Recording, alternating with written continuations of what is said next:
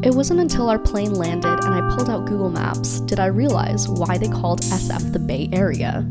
Because it's on an actual bay. I guess that should have been obvious, but I hadn't realized it until now. On the day we arrived, it was colder and windier than I had expected.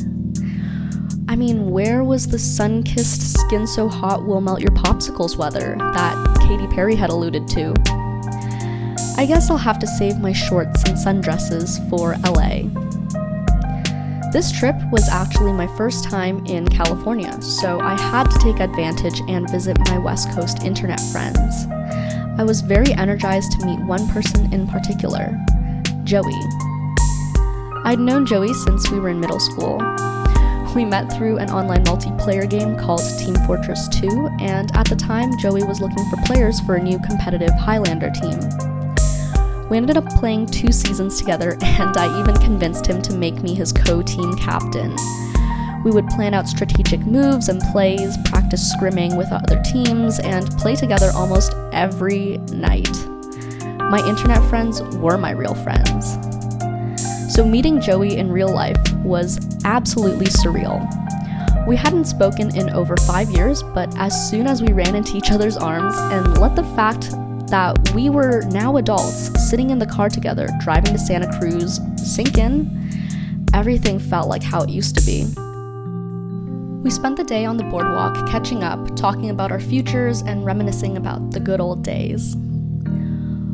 Over the week, I also got to meet a lot of my dad's college friends.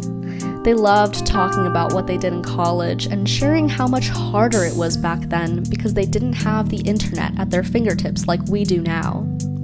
But I think we college students face other challenges these days.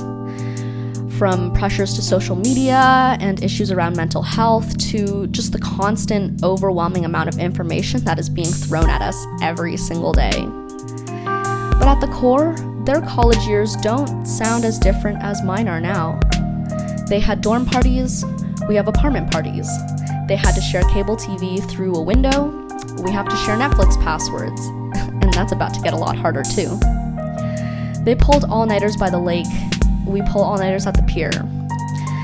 They spoke about these years with such fondness and joy. I wondered if my 20s truly would be the best years of my life. Because if that's the case, I'm gonna make sure that I live my 20s with no regrets and have as much fun as I can, even after I turn 30.